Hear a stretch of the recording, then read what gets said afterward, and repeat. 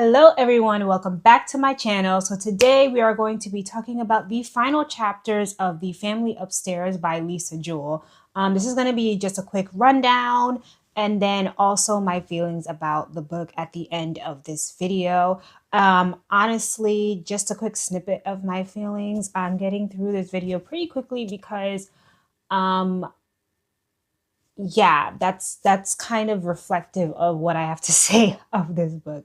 But anyways, if you like content like this, if you like movie reviews, book reviews, sometimes show reviews, make sure that you subscribe to my channel and like this video for more content like this. Please make sure you also comment your thoughts about this video, your thoughts about the book, if you ever will read this book, if you're even interested in maybe seeing a movie that's um similar to this book or a movie that is based off of this book. I think that would be interesting. So yeah, leave your comments down below. And with that being said, let's get into the video.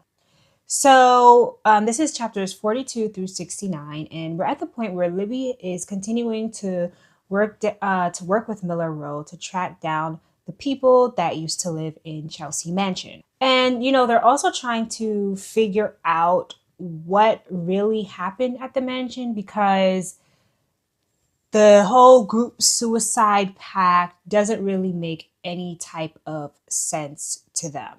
So in doing so, they finally find Sally Radlett, which is David's ex-wife, who used to live in the house, of course, with her children, Finn and Clemency. So when they find her, they try asking her a couple questions. She doesn't want to answer. She doesn't want to speak to them. So then they ask if they can, speak to her daughter, Clemency, who works with her. And she denies this because she's like, Clemency has PTSD from this. She doesn't want to talk about it. However, when they go inside her office, they see that Clemency's daughter actually works there, and they find like evidence of her address on the daughter's desk, and they head over to find Clemency. Very bold, but people in these situations tend to act like detectives, so we'll roll with it. So that is what they do. They go and they find Clemency. When Libby finds Clemency, she asks if she could talk to Libby on her own, and she does so, and she reveals that, yeah, things were pretty strange in the house. And honestly, I don't necessarily care for Clemency's character because she's not mentioned like a whole lot throughout the story. Like, she's mentioned, but in a way that it's like, okay, like her character doesn't too much matter. It's like she's mentioned in passing, or maybe how she looks, and then mention how she ran away. Like it's not really like all that important. So this is where we go back to Henry's flashbacks. So these are like the final days at the house. At this point, David has taken total psychological control over everybody at the house. Well, psychologically, but also like, I guess physically, because they are bound to the house now. At this point, they have been bound to the house for about like 2 years or something like that. A crazy amount of time because of all the restrictive rules that him and Birdie as well had placed over the house. So pretty much all the adults have been isolated, they're paranoid, they're super dependent on him, and the kids are pretty much on lockdown.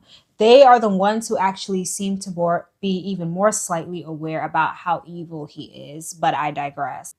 So yeah, like there's food restrictions, children being neglected, like not being homeschooled, for example, not allowed to go out.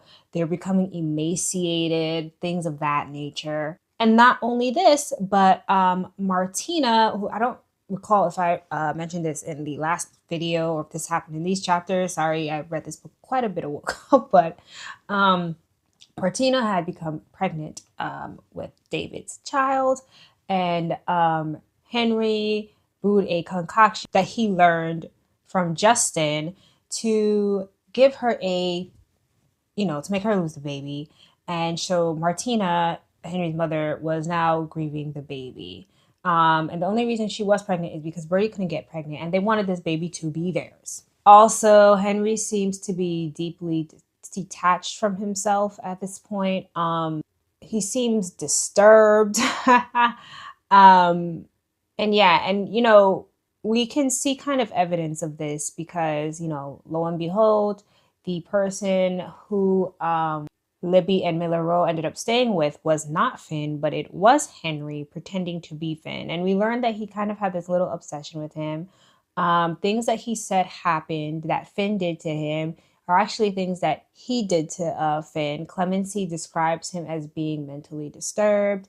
He murdered Birdie's cat, and we all know that that's kind of like, evidence of becoming some type of creepy serial killer in the future from children, typically, not all the time. And so, he does these things. He also got in surgery to kind of look more like Finn.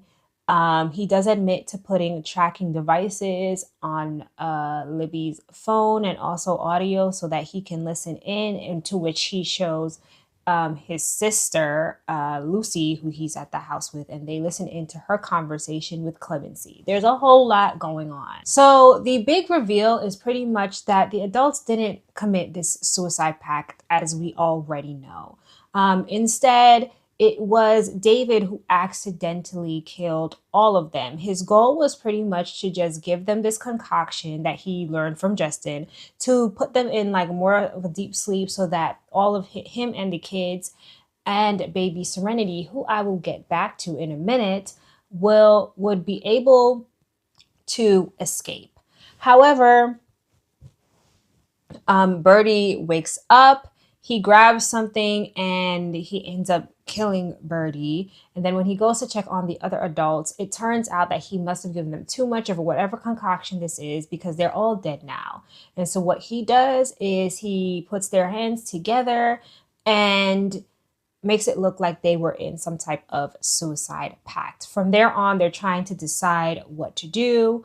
And he does a whole bunch of different things with Finn because he's obsessed with Finn. We won't get into that. Clemency ends up running away, but first she tries to go find help for her brother Finn because he is so sickly. But then she realizes she would have to tell the people at the hospital everything. So then she ends up leaving. We go back to Lucy, who, I will reveal this at this point, she was pregnant with baby Serenity, which means that Libby, who is Serenity, is actually her and Lucy and David's child. All this time, Lucy believed that she was a child of Martina and Henry, therefore she was to inherit the house. However, the house was not hers to inherit after all. It was their unborn baby that Martina had miscarried. That was that baby's house that they had written in the will, not hers. After this, Lucy and Finn, they go find this doctor who was, I guess, kind of like this underworld doctor. He did a lot of stitching and patching up for people in crime, whatever. And he kind of helps them out. And I believe she actually leaves Serenity with Henry, who in turn leaves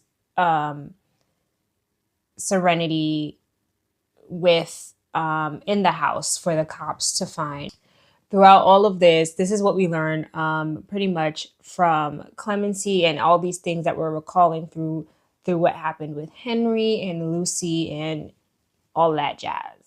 In the present time, Libby finally goes to meet her family. She meets Lucy, she meets Henry, she meets Lucy's children, Stella and Marco, and they start to get to know each other.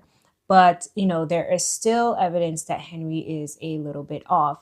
Lucy asks him questions about the phone. He insists that he didn't take their phone, that he didn't put a tracking device, that he didn't do surgery to look like Finn.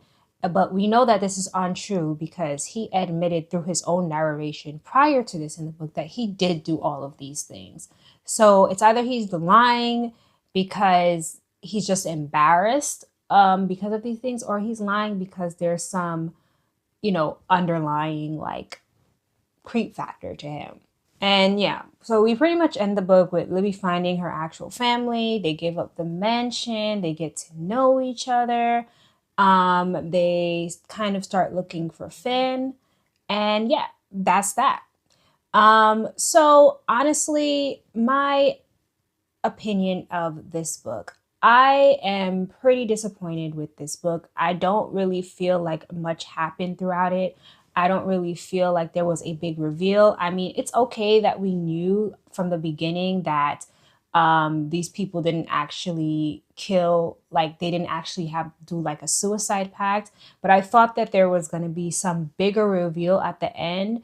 And I just felt like there was just a back and forth of just waiting. Okay, when is the important thing going to happen here? And I feel like there was no twist, nothing interesting that ever happened.